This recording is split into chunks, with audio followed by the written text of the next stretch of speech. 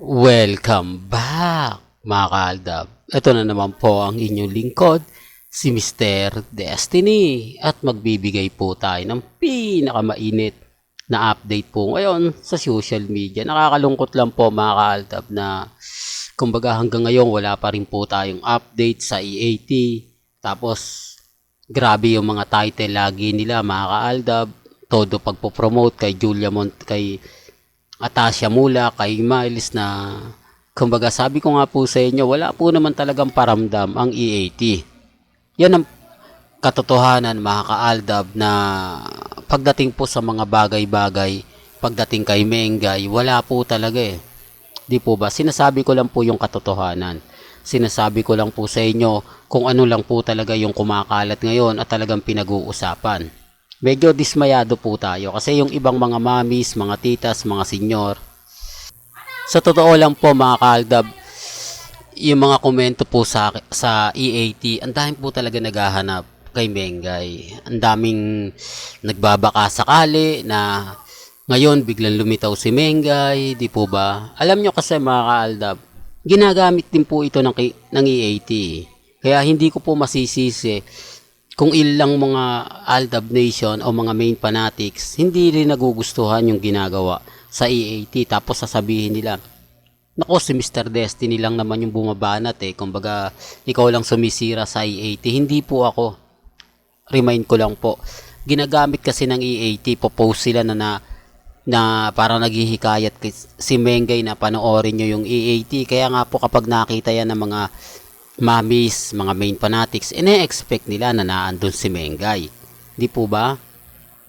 Para lang klaro, para lang po sa kaalaman ng lahat. Pero bago tayo magtuloy at bago natin ibigay itong update natin, kung bago ka lang sa channel na to at isa kang true-blooded Aldab Nation na nagmamahal po kila Mengay at Tisoy, tama po ang channel na pinuntahan mo.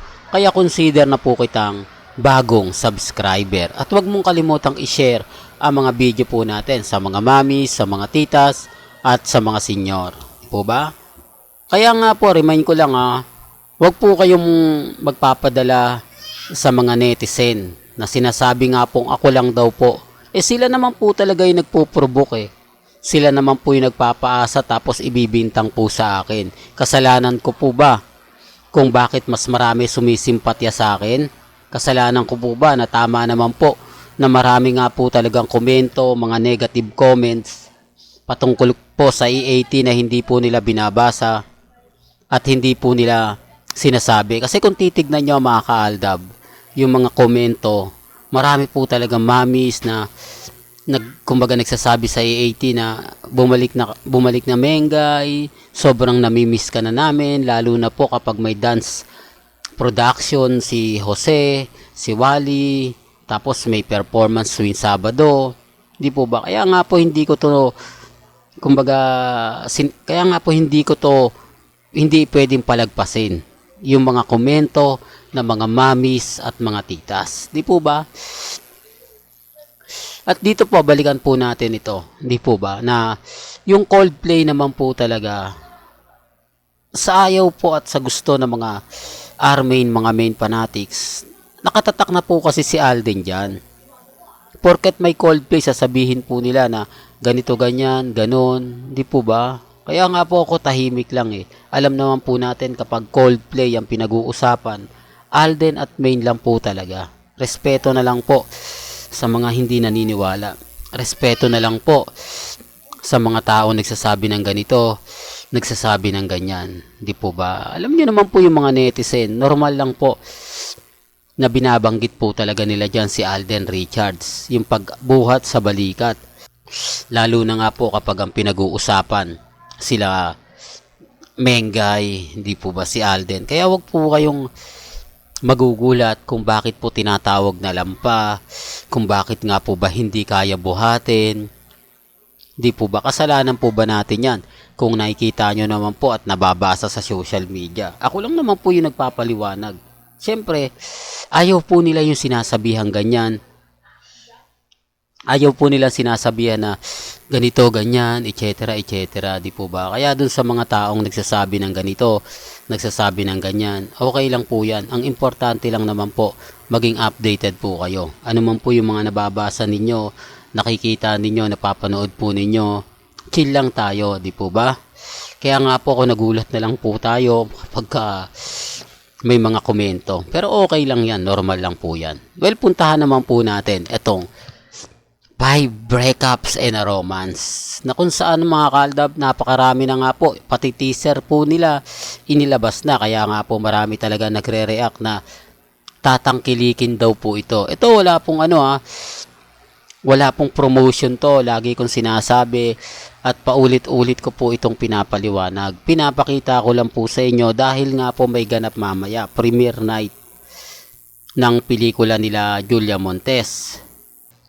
Kaya nga po sinasabi ko to, yung iba wala pong pilitan hindi po ako namimilit na panoorin nyo po ito. Iba lang po kasi kapag updated po kayo, sinasabi ko lang po sa inyo yung mga nagiging reaksyon na sa mga nakakita ng teaser nila Alden Richards. Ipinakita ko naman po sa inyo yun kayo na po bahala magsabi kung sa teaser pa lang marami nang manonood, sa teaser pa lang masasabi natin na napakaganda. Iba po kasi yung TikTok talaga. Hindi ko pwedeng ikumpara yung million views na pinapakita po nila. Tignan na lang po natin. Kaya nga po gusto ko matapos na to para magkaalaman na. Di po ba? Kung maraming manonood ng mga mamis, mga titas, mga senyor, okay lang. I-remind ko lang po kapag hindi po kumita ang pelikula nila Julia Montes at Alden Richards, wala pong problema. Baka kasi natatakot kayo yung mga mamis na hindi, kailangan natin panoorin to kasi kapag nalugi to, kumbaga baka hindi sila bayaran, baka bawasan yung talent fee nila. Hindi po.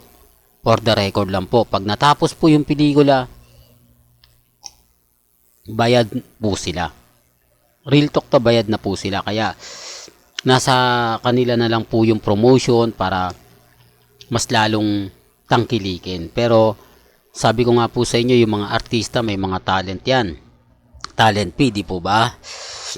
Na kapag nagsimula nga po talaga yung pelikula, binabayaran po talaga sila. Dahil hindi naman po papayag yan na kumbaga yung ganito, ganyan, hati, kapag kumita, hindi po. Full paid po yan kapag kumuha po ng artista, lalo na nga po pag sikat na sikat.